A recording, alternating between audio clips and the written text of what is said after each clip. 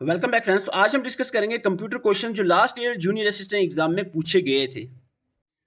Video में आगे बढ़ने से पहले आपको बता दें, जूनियर असिस्टेंट की 342 पोस्ट एडवर्टाइज हुई हैं, जिसके फॉर्म फिलिंग 20 अक्टूबर से स्टार्ट होने वाले हैं। उसके लिए हमने 135 डेज यानी 4.5 महीने का हमने क्लासी शेड्यूल आपको दिया है। इसके हिसाब से हम तैयारी करवाएंगे। सबसे पहले जो सब्जेक्ट हमने लिया, क्योंकि ऑफिशियल सिलेबस नहीं है, कंप्यूटर 100% होगा और यही होगा सिलेबस, इसमें कोई चेंजेस नहीं है। इसलिए सबसे पहले हमने कंप्यूटर स्टार्ट करना है। कंप्यूटर हमारा 1 अक्टूबर से लेकर 10 अक्टूबर तक चलेगा। तो इसके लिए आपको प्रीवियस ईयर क्वेश्चंस को भी समझना पड़ेगा। बाकी सारी चीज़ें आपको ग्रुप में मिल जाएंगी, लेकिन आज आपको प्रीवियस ईयर जो पेपर है हम यहाँ डिस्कस करेंगे। अगर आप भी ज्वाइन करना चाहते हो 135 डेज की क्लासेस शेड्यूल, तो नंबर आपके सामने है, स्क्रीनशॉट लेकर व्हाट्सएप मैसेज कर सकते हैं। तो चलते हैं आज की क्लास की तरफ। Computer question asked in junior assistant paper 2024। पिछले साल जो जूनियर असिस्टेंट का पेपर हुआ उसमें 20 क्वेश्चंस पूछे गए थे। बहुत सारे एस्पिरेंट सोच रहे होंगे ये कहाँ से आए, ये कैसे हुए। आपको पता, अगर अच्छे से पढ़ा होता ना तो कोई टेंशन। जो हमारे स्टूडेंट्स थे उन्होंने 20 में से 18 मार्क्स आराम से लिए हैं। तो क्वेश्चन नंबर 1 कुछ इस तरह से था। हम क्वेश्चन के साथ एक्सप्लेनेशन भी बताएंगे। The dash folder retains copies of email messages have started but are not yet ready to be send. ये ऐसा कोई मैसेज या ईमेल जो आप लिखना स्टार्ट करते हो लेकिन सेंड नहीं करते, तो वो कहाँ चला जाता है? वो चला जाता है ड्राफ्ट्स में। ठीक है, ड्राफ्ट में चला जाता है। ये आप ऑप्शंस देख सकते हैं इस तरह से, starred, snooze, important, send, schedule, outbox. ये ड्राफ्ट यहाँ पर चला जाता है। ऑल में, स्पैम में, सारे फोल्डर्स यहाँ होते हैं। और उसके बाद तो यहाँ कुछ टर्म्स जो ईमेल के रिलेटेड यहाँ डिस्कस कर लेते हैं। इससे क्वेश्चन बनते हैं आपको। ड्राफ्ट क्या होता है? ड्राफ्ट यानी emails that you have not yet finished writing. कोई ईमेल आप लिख रहे हो लेकिन फिनिश नहीं किया, काम इधर उधर आप चले गए, तो वो जो सीधा कहाँ चला जाए, सेव, वो आपका ड्राफ्ट फोल्डर में चला जाता है। ठीक है, इतना याद रखना। दूसरा एक स्पैम फोल्डर होता है। वो ऐसे यानी जो भी आपके अनडिजायरेबल ईमेल्स होते हैं, जिनको जंक मेल्स भी कहते हैं, ये सारे अनडिजायरेबल जंक मेल्स आपके स्पैम फोल्डर में चले जाते हैं। ट्रैश आप समझ लो, बीन, कहीं कहीं बीन लिखा होता है, कभी ट्रैश भी लिखा होता है। जो डिलीटेड ईमेल्स होते हैं, जो आपने कोई ईमेल डिलीट किया है, वो सारा आपके कहाँ जाएंगे? डिलीटेड वाले, वो ट्रैश फोल्डर में चले जाएंगे। स्टार कौन सा होता है? जो इंपॉर्टेंट, जिसको आप पिन करते हो, जैसे पिन करते हैं ना कोई भी मैसेज, इस तरह से स्टार वो हो गया, स्टार फोल्डर है जहाँ इंपॉर्टेंट मैसेज आप पिन करके रख सकते हो। अब सीसी और बीसीसी पे बहुत बार क्वेश्चन पूछे जाते हैं। Carbon copy and blind carbon copy, पहले पहले फुल फॉर्म पूछी जाती थी, अब डेफिनेशन पे क्वेश्चन बनते हैं। कार्बन कॉपी यानी एक मेल आप एक अपने दोस्त को मेल कर रहे हो एक, ठीक है। तो अगर आप चाह रहे हो कि 2 दोस्त और हैं जिनको आप यही मेल करना चाह रहे हो, तो आप उसको कार्बन कॉपी में उसका लिख सकते हो। कार्बन कॉपी में अगर उसका एड्रेस लिखोगे तो आपको तीनों फ्रेंड को एक दूसरे का पता चल जाएगा कि किस किस को ये मेल गई। Are recipient will be able to see each other's mail address कि किस किस को गई है। लेकिन अगर चाहते हो कि मैं 3 फ्रेंड को भेजूँ, तीनों को पता नहीं चलना चाहिए कि किस किस को और गई है, तो ब्लाइंड कार्बन कॉपी में आप बाकी के फ्रेंड्स डाल सकते हो। None of the recipient will be able to see each other's mail address. ठीक है, तो ये आपने यहाँ पर आप देखते हो, ये सपोज ये फ्राम होता है जो आपकी जेके से स्टडी फास्ट हम मेल कर रहे हैं, तो ये ऑटोमेटिकली आपका फ्राम में आ जाएगा। टू किसको भेज रहे हैं? सपोज एक बंदे आपने लिखा राजू को भेज रहे, लेकिन आप सोच रहे हो कि समी को भी भेजना था, तो आप कार्बन कॉपी पे अगर समी लिखते हो तो समी को पता चल जाएगा ये मेल राजू को भी गई हुई है। ठीक है, अगर आप ब्लाइंड कार्बन कॉपी पर लिखते हो कि आपका रमेश को भेजी है, तो वो आपको रमेश को नहीं पता चलेगा, ना एक दूसरे को किसी को पता चले। ब्लाइंड कार्बन कॉपी में एक दूसरे को पता नहीं चलता किस किस को गई हुई है। तो आज आप 20 क्वेश्चन ना समझिए कि 20 क्वेश्चन सर डिस्कस करेंगे। 20 क्वेश्चन नहीं, 20 कंसेप्ट डिस्कस होंगे आज की वीडियो में। ठीक है, what is the relationship between the bits and byte, ये क्वेश्चन पूछा गया था और इस टॉपिक से हर एक एग्जाम में क्वेश्चन पूछे जाते हैं। ठीक है, तो ये बिल्कुल सिंपल सा टॉपिक है। तो यहाँ पर आपको ये टर्म्स याद रखनी है। आपको यहाँ पर फिलहाल बिट्स और बाइट की बात करें तो आपका एक बाइट में 8 बिट्स होते हैं, ये आपने याद रखना है। आंसर इसका रहेगा 1 बाइट 8 बिट्स का होता है। क्लियर? मेमोरी यूनिट्स आप एक बार नजर लगा रहे हो, देखो मैंने 2 पॉइंट लिखे हैं, 2 तरह से साइज को लिखा हुआ है। पहले बिट आपने याद रखना, बाइनरी डिजिट आपको कहा जा सकता है। इट इज बाइनरी डिजिट, 0 और 1 में ही बिट होता है बाइनरी डिजिट्स। स्मॉलेस्ट, ये पूछा गया था recently, smallest unit of memory क्या होती है? बिट। क्लियर? निबल में कितने बिट्स होते हैं? 4 बिट्स। बाइट में, 1 बाइट में, ये सारी टर्म 1 1 है। ठीक है, 1 बाइट में 8 बिट्स होते हैं। 1 केबी में 1024 बाइट्स होते हैं। 1 एमबी में 1024 केबी होते हैं। 1 जीबी में 1024 एमबी होते हैं और टीबी में जीबी होते हैं। ये आप सीक्वेंस में चलते जाओ। लेकिन कभी कभार इस तरह से पूछा जा सकता है, 1000 बाइट्स इज इक्वल टू 1000, आप याद रखें किलो। ठीक है, मिलियन आप एम से मिलियन, एम से एमबी। ठीक है, उसके बाद आप बिलियन का, जीबी का बिलियन बाइट्स आ गया, टेराबाइट का ट्रिलियन बाइट्स आ गया। ठीक है, तो ये इस तरह से भी पूछा जाता है, इसलिए मैंने दोनों साइज यहाँ पर रख दिए। बुक में भी नहीं मिलेंगे आपको इस तरह से। क्वेश्चन नंबर 3, ये भी मेल से पूछा गया था। मेल से 2, ईमेल से 2 क्वेश्चन पूछे गए हैं। ये प्रोटोकॉल पहले सिंपली पूछते थे, एसएमटीपी की फुल फॉर्म, या एसएमटीपी क्या करता है, पीओपी क्या करता है। अब स्टेटमेंट वाइज क्वेश्चन देखना मुश्किल नहीं, अगर आपने अब नोट्स और वीडियो अच्छे से पढ़े हैं देखे तो ये इजीली आप सॉल्व कर सकते थे। विच of the following statement about the email protocol and the service is not true, कौन सी स्टेटमेंट ट्रू नहीं है, ध्यान से सुनना, गलत है, एक गलत ढूंढना है, 3 सही है गलत। तो यहाँ पोप 3 जो है post office protocol enable users to access their email message directly on the server without downloading them। बताओ जी कौन सी स्टेटमेंट से IMAP allows user to access the and manage their emails on multiple device while keeping the message synchronized भी message रहते हैं, multiple device से भी आप उसको ओपन कर सकते हो IMAP प्रोटोकॉल के through. SMTP is used to sending the outgoing emails from the server to client, simple है ये तो कोई मुश्किल नहीं। Email clients can use SSL and TSL to encrypt the communication between the client and server for secure transmission. तो जल्दी से बताएं कौन सा, सीधे सीधा आपको नजर आ रहा है जो पोप 3 होता है ना, ये डाउनलोड करता है, यहाँ पर लिखा विदाउट डाउनलोडिंग देम, डाउनलोड करेगा तो ही ओपन ऑफलाइन भी आप कर सकते हो, ये विदाउट डाउनलोडिंग गलत है, तो आंसर ए रहेगा। नहीं समझ आया आपको, सिर्फ 2 मिनट ध्यान से सुन लो। प्रोटोकॉल्स ईमेल के यहाँ पर 4 है। SMTP simple mail transfer protocol, POP3 post office protocol version 3 है ये। IMAP MIAP फुल फॉर्म भी आगे बता देंगे। यहाँ एक एक करके आप देखो। SMTP stand for simple mail transfer protocol. Simple mail transfer protocol का सिंपल सा काम है क्या, सेंड द मैसेज, ठीक है, आपको सिंपली याद रखना है। SMTP सेंड करता है और POP और IMAP ये दोनों रिसीव के लिए, मैसेज को रिसीव करने के लिए काम आते हैं, ठीक है, ठीक है। SMTP सेंड करता है और पोप एंड IMAP रिसीव करते हैं। पोप और IMAP रिसीव दोनों करते हैं। फ़र्क क्या है, फ़र्क 2-3 फ़र्क हैं इसमें। एक फ़र्क इसमें पोप जो है ये सिर्फ सिंगल डिवाइस के लिए होता है, only so email can only B accessed on the same computer, जिस पे एक ही कंप्यूटर पे जहाँ पर डाउनलोड किया वहीं एक्सेस कर, इंटायर नेटवर्क पे नहीं।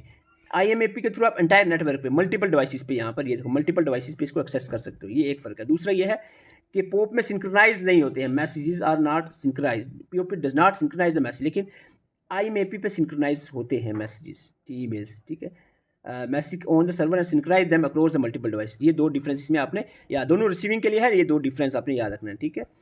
और SMTP की बात करें, सिंपल है, सेंड के लिए यूज़ होता है, और एक चीज़ याद रखना है, it can use SSL and TLS encryption for the secure transmission. SSL का मतलब है secure socket layer and TLS का मतलब ट्रांसपोर्ट लेयर सिक्योरिटी, ओके।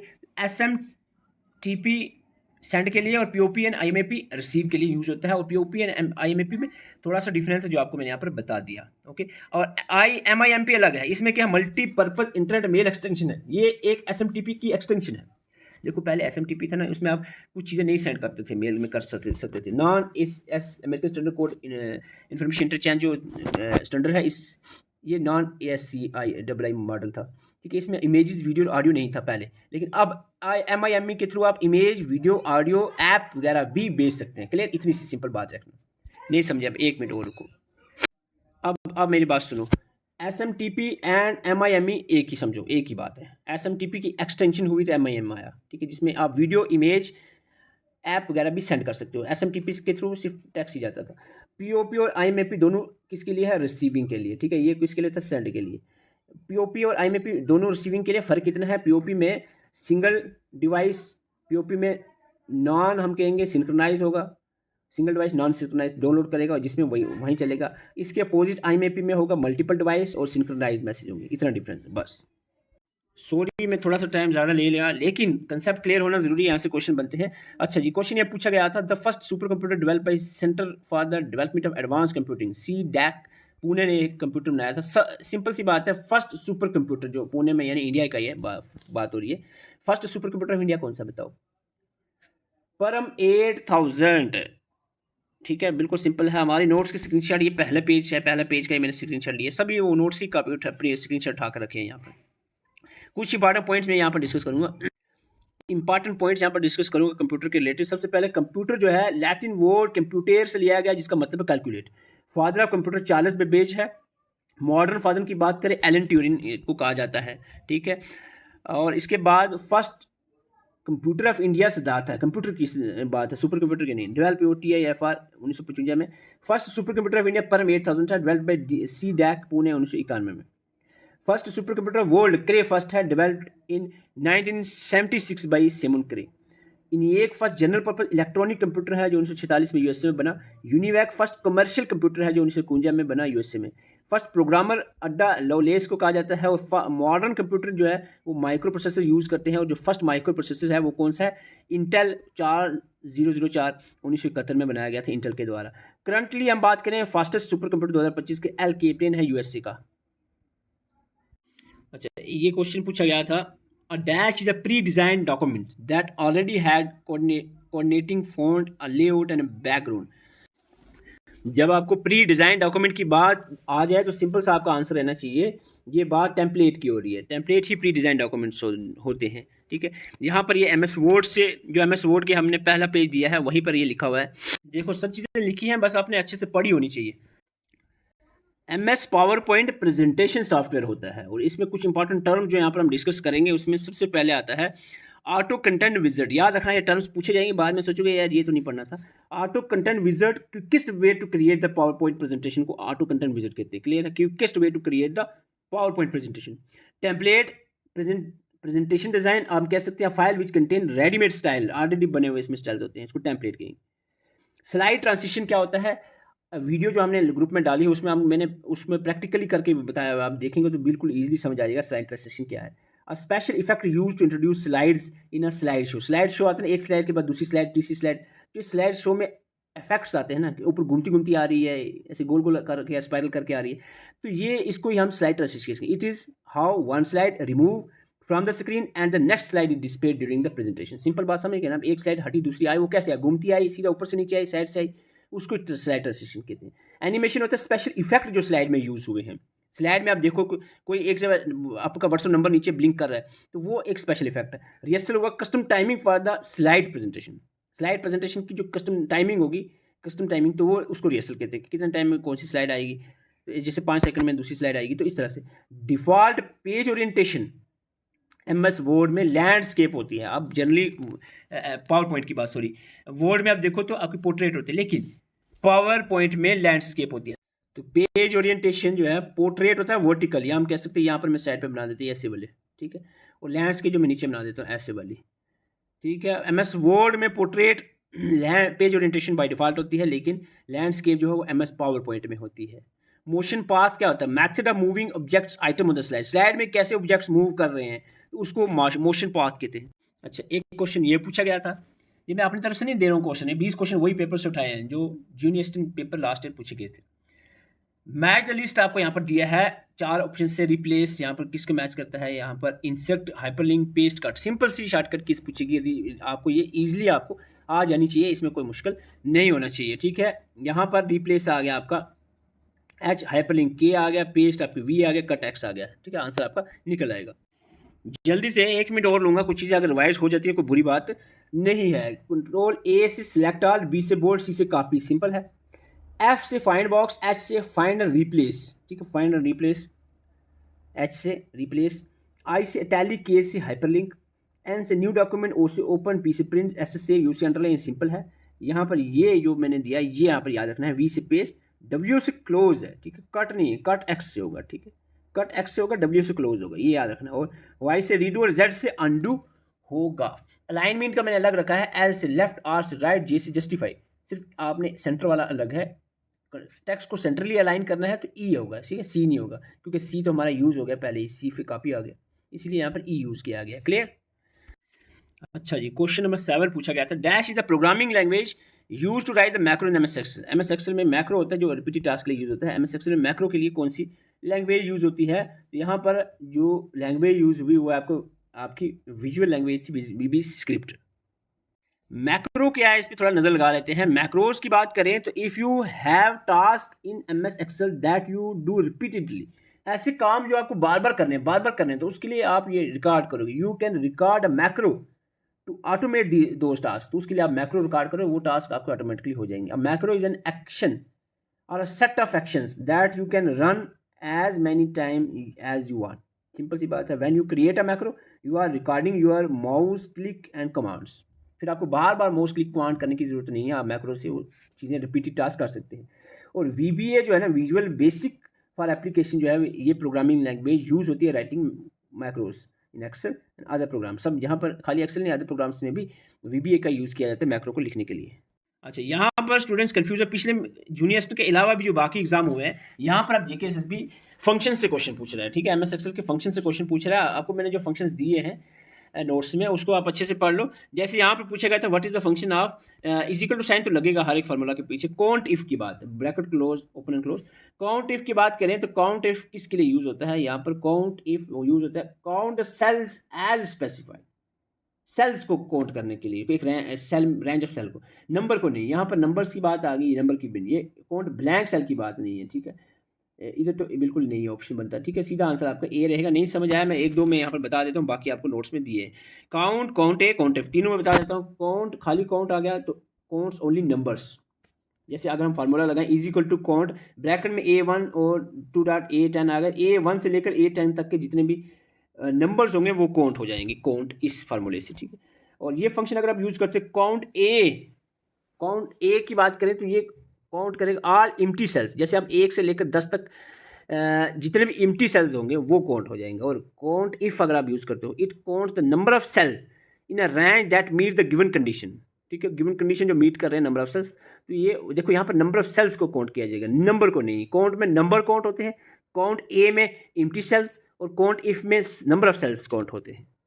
मुझे लग रहा है कि आपको शायद एक्सप्लेनेशन से नहीं क्लियरिटी हो रही होगी, कोई बात नहीं है।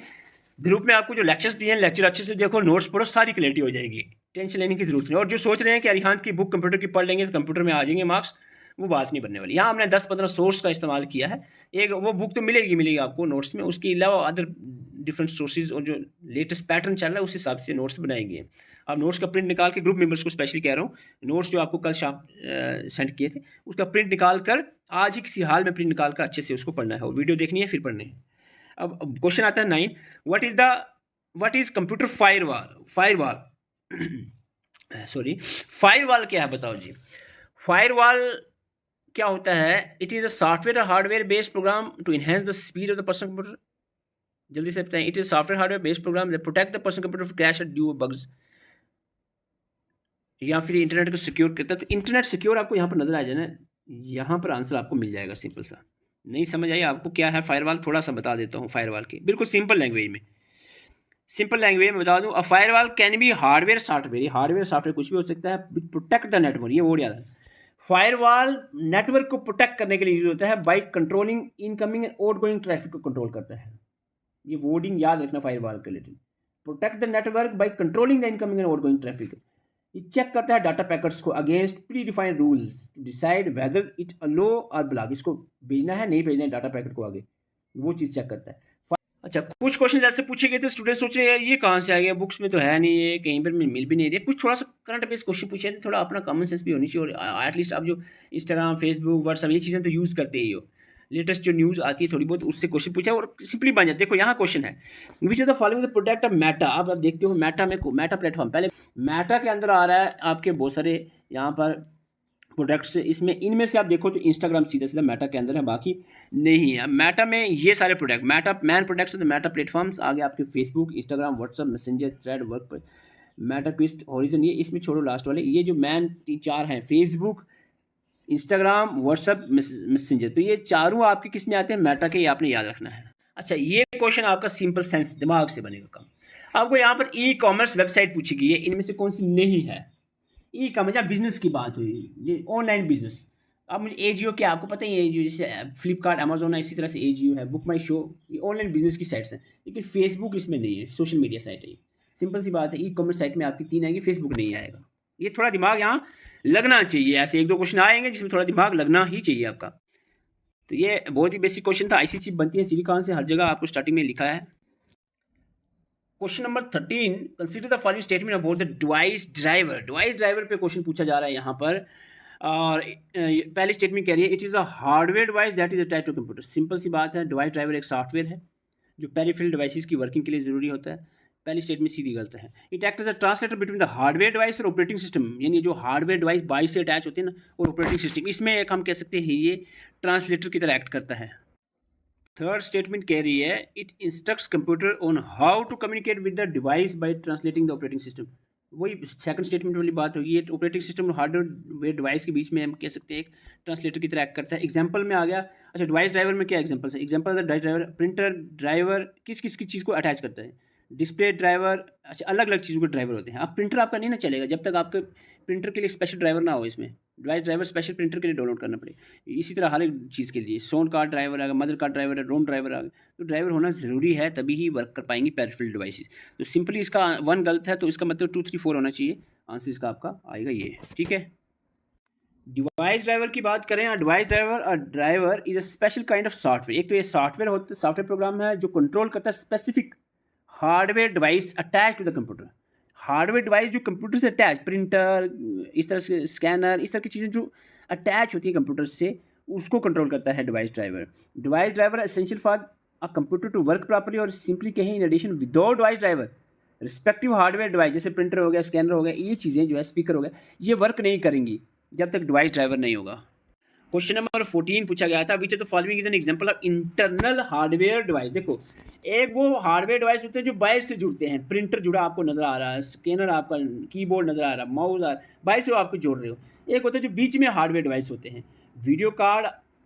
तो यहाँ पर आपको पूछा जाए which of the example, internal की बात पूछी, इंटरनल कौन सा है? Webcam, microphone, touchpad, ये बाहर सामने है, एक्सटर्नल है। वीडियो कार्ड इसका आंसर रहेगा। यहाँ पर मैं आपको बता देता हूँ, इंटरनल हार्डवेयर डिवाइसेस में आपको कंपोनेंट आते हैं जो इंस्टॉल्ड होते हैं inside the computer. Video card, motherboard, RAM, hardware device, ये हार्डवेयर हैं लेकिन अंदर है कंप्यूटर के। एक्सटर्नल और पेरिफेरल डिवाइसेस क्या होंगी? Touchpad, webcam, microphone, ये एक्सटर्नल पेरिफेरल डिवाइस आते हैं। इसको इनपुट आउटपुट डिवाइसेस भी कह सकते हैं, which are connected to the system. 20 में से 2 क्वेश्चन ऐसे थे जो आप कह सकते हैं कि हाँ जी टफ थे। चलो छोड़ो, 18 तो आपने करने हैं ना करेक्ट, 2 छोड़ने हैं, स्किप करने हैं, नेगेटिव में नहीं जाना है, ठीक है। यहाँ पर सपोज ये क्वेश्चन था, डायरेक्ट मेमोरी एक्सेस पे क्वेश्चन था डीएम में, controller is a feature with in the computer that. इसका काम क्या रहता है डीएम में जो है, इसका काम रहता है transfer the data to the main memory without intervention of CPU. यही आंसर रहेगा। अच्छा, ये क्वेश्चन, ये थोड़ा सा अगर मेहनत करके पढ़ोगे तो ये क्वेश्चन निकल गया होता आपका। जैसे विच of the following is not a real time operating system. अगर ऑपरेटिंग सिस्टम्स आपने अच्छे से पढ़े हैं, रियल टाइम ऑपरेटिंग सिस्टम इनमें से कौन सा नहीं है, तो आपको इसका आंसर मिल जाता।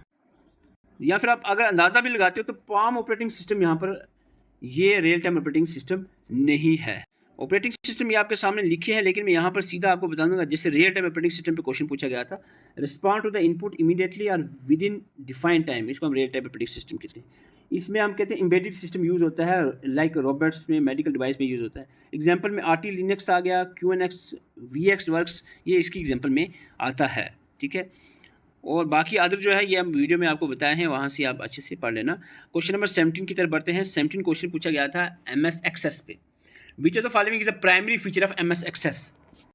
ये क्वेश्चन बिल्कुल सिंपल क्वेश्चन है। MS एक्सेस में पहली लाइन में लिखा हुआ है आपको, देखो ये वेब डेवलपमेंट फ्रेमवर्क नहीं है, जो वेब एप्लीकेशन के यूज नहीं है ये। इट इज़ स्प्रेडशीट एप्लीकेशन नहीं है, ये एक्सेल होता है spreadsheet. Graphic design power point होता है, ये नहीं है। और ये डाटाबेस मैनेजमेंट सिस्टम है, सिंपली आपको creating, managing, clearing the database use होता है। पहले ये देखा MS में सीधा ही लिखा है, it is a database is a collection of, इसको कहते हैं database collection logically related to similar data. Database store the similar kind of data specific, ये पहले सिंपली लिखा है। MS access application allowed the creating the database, और इसमें relational database management system का यूज़ होता है। सिंपल सा क्वेश्चन था। अच्छा, यहाँ पर क्वेश्चन पूछा गया था MS पावर पॉइंट की शॉर्टकट। मैंने कहा था पावर पॉइंट की शॉर्टकट कुछ ही मैंने दी है, और कुछ ही अगर आप अच्छे से पढ़ते हो तो आपका आंसर सही निकल आता है, ठीक है। यहाँ पर आपको बताओ, एक सिंपल सी बात है, अगर आपको पावर पॉइंट प्रेजेंटेशन को एंड करना है तो एस्केप का यूज़ करेंगे, ये सिंपल आपका आ गया। स्टार्ट करना है F5 का यूज़ होगा, बिगिनिंग से स्टार्ट, बिल्कुल ठीक है, बिगिनिंग से स्टार्ट आ गया तो ये सिंपल आ गया। एक का अब आ गया। यहाँ पर आप आंसर ढूंढते हो तो ये आपका यहीं से निकल आएगा, 1 का 1 और 4 का 4, यहाँ 4 का 4, 1 का 1, आपका आंसर ये आ गया, ठीक है। पूरा सामने ही है, इसका ये, इसका ये, इसका ये। नहीं समझ आया क्वेश्चन का, मैंने आपको ये shortcut keys MS PowerPoint की दी है ना, ये आपने याद करनी है। अभी थोड़ा सा 1 मिनट में लूँगा, ये थोड़ा सा नज़र लगा लो। देखो, control M, insert new slide. अगर आपको न्यू से एक प्रेजेंटेशन आपने बनाई है, एक प्रेजेंटेशन में एक नई स्लाइड आप डालना चाह रहे हो, तो उसके लिए कंट्रोल M यूज़ होगा। एन किस लिए? एन होगा आपकी एक पूरी नई प्रेजेंटेशन ही क्रिएट करना चाह रहे हो। देखो डिफरेंस समझ गए ना आप, एक सिर्फ स्लाइड ऐड करनी है नहीं तो M, अगर न्यू प्रेजेंटेशन ही नहीं बनानी है N। डुप्लीकेट सिलेक्टेड स्लाइड, एक को स्लाइड सेलेक्ट किया आपको 40 की, एक और डुप्लीकेट बन जाए तो कंट्रोल D यहाँ पर यूज़ होगा पावर पॉइंट में। क्लियर है? ओके, थोड़ा मैं जूम करके बता देता हूँ। ये लो, अब देखो यहाँ पर आ गई बात जो अभी क्वेश्चन में पूछी गई थी। F हो गया start the slide show from the beginning. S होता है स्टॉप द स्लाइड शो, रोकना है आपको। फिर S प्लस करोगे तो फिर रीस्टार्ट हो जाएगा। एस्केप जो है ना, ये एंड करने के लिए, प्रेजेंटेशन स्लाइड शो में प्रेजेंटेशन एंड करने के लिए। बीच में शिफ्ट 5 आता है, start the slide show from the current slide. और Alt 5 हो गया start presentation from the presenter view in presenter view. तो ये चीज़ें आपने याद रखनी है। स्केप से एंड हो गया। बी से ब्लैक स्क्रीन ड्यूरिंग, अगर स्लाइड शो करना चाह रहे हो आप, लिखना है कुछ, ब्लैक स्क्रीन करनी है, वाइट स्क्रीन करनी है, तो डब्ल्यू का यूज़ होगा प्रेजेंटेशन के दौरान अगर आप प्रेस करते हो। ठीक है, तो ये इतनी है शॉर्टकट। मैंने कहा 50 शॉर्टकट की याद कर लो इसकी पावर पॉइंट की। Question number 19, which are the following statement about the MS PowerPoint slide master feature. Slide master के बारे में कौन सी स्टेटमेंट नॉट ट्रू, सही से पढ़ लिया करो, नॉट ट्रू है या ट्रू है। ठीक है, नॉट ट्रू, यानी इन चारों में से एक स्टेटमेंट गलत है। बताओ कौन सी गलत है। स्लाइड मास्टर जो है ना, ये यूज होता है to changes made to the slide master effect all the slide. Slide master जो है ना, उसमें अगर आप चेंजेस करते हो सभी जितने भी स्लाइड है उसमें वो शो होगा उसका इफेक्ट। ठीक है, you can create multiple slide masters with in single presentation में आप बहुत सारे स्लाइड मास्टर बना सकते हो। ये स्टेटमेंट भी सिंपल सही है। Slide master can not use with modify the font और बैकग्राउंड। देखो ये तो ज़रूरी यूज होता है, ये तो होता ही होता है ना वाली बात ही नहीं है। एक कैन नॉट कैसे हो सकता है, कैन भी यूज होगा यहाँ पर। ये आंसर सी इसका आंसर आएगा, सी सिंपल इसका आंसर सी आ जाएगा। ये गलत लिखा है यहाँ पर। यहाँ पर आपको टाइप जो इसकी व्यूज़ पे भी क्वेश्चन बनता है, टाइप्स ऑफ व्यूज़ या normal view, outline view, slide shutter view, slide show view, print view, ये सारे यहाँ पर आपको वीडियोस में मिल जाएंगे जो हमने डिटेल लेक्चर्स डाले हैं। और एक क्वेश्चन यहाँ से पूछा गया था, मैंने इसको टाइप नहीं किया, ऐसे से उठा कर रखा है। First generation, second generation, third generation, fourth generation, fifth generation, ये कंप्यूटर की जनरेशन से क्वेश्चन पूछा गया था। कंप्यूटर के जनरेशन से क्वेश्चन पूछा गया था। यहाँ पर आपको बता दूँ, आपको सिंपली मैंने बताया फर्स्ट जनरेशन में वैक्यूम ट्यूब यूज़ हुई थी, सेकंड में ट्रांजिस्टर यूज़ हुए थे, थर्ड में आपका AC integrated circuit AC use हुए, IC यूज़ हुए थे, फोर्थ जनरेशन में माइक्रो प्रोसेसर का यूज़ हुआ था, फिफ्थ जनरेशन आपका आर्टिफिशियल इंटेलिजेंस यूज़ हुआ था। बिल्कुल सिंपल था, ये मैंने इतना सा बोला था, आपको याद रखना है। ठीक है, फर्स्ट जनरेशन में वैक्यूम ट्यूब का इस्तेमाल हुआ, सेकंड में ट्रांजिस्टर, थर्ड में IC, चौथे में आपके आता है microprocessor, very large scale और ultra large scale microprocessor, और साथ में इंटेलिजेंस, आर्टिफिशियल इंटेलिजेंस, ये पाँचवीं जनरेशन। ये आपको मैंने सिंपल कहा था, ये यहाँ से क्वेश्चन पूछा गया। तो आपको पता है जूनियर स्ट्रिंग 342 पोस्ट आ गई, तो हमने 135 दिन का जो क्लासेस शेड्यूल स्टार्ट किया है। अगर आप ज्वाइन करना चाह रहे हैं, नंबर आपके सामने है। सबसे पहले हमने कंप्यूटर का लिया, और कंप्यूटर का हम 4 बार पढ़ेंगे। पहले 10 दिन हमने लिया है, फिर इसको एक बार revision, first edition, revision second edition और फाइनल रिवीजन आपकी वहाँ पर रहेगी। एक सब्जेक्ट को 4-4 बार अच्छे से तैयार करेंगे, तभी जाकर एग्जाम जाने। इसीलिए मैंने 135 दिन यानी 4.5 महीने 4.5 मंथ्स रखे हैं इसकी तैयारी के लिए। वो 1-2 महीने वाली बात नहीं है, 1-2 महीने में अच्छे से तैयार नहीं होगा। अगर आप टाइमली ज्वाइन करोगे तो ही तैयारी हो पाएगी। बाद में मुझे पता है 100% पता है कि आप लोग मैसेज करोगे कि सर ज्वाइन करना है, लेकिन उस वक्त फ़ायदा नहीं होगा। तो ये नंबर दिया है, जल्दी से आप मैसेज करके ज्वाइन कर लें, आज से ही स्टार्ट करें। 1 अक्टूबर से ही हमारा स्टार्ट हो रहा है। अगर 2-4 दिन भी लेट हो जाते हो कोई मसला नहीं, लेकिन अगर 10-20 दिन लेट हो जाते हो आप ज्वाइन करने में, तो फिर मेरे ख्याल से मुश्किल हो जाएगा तैयारी करवाना। तो नंबर का स्क्रीनशॉट लेकर मैसेज कर सकते हो। वीडियो अच्छी लगी वीडियो को लाइक जरूर कर दिया करो, कमेंट करके अपनी राय भी दे सकते हैं।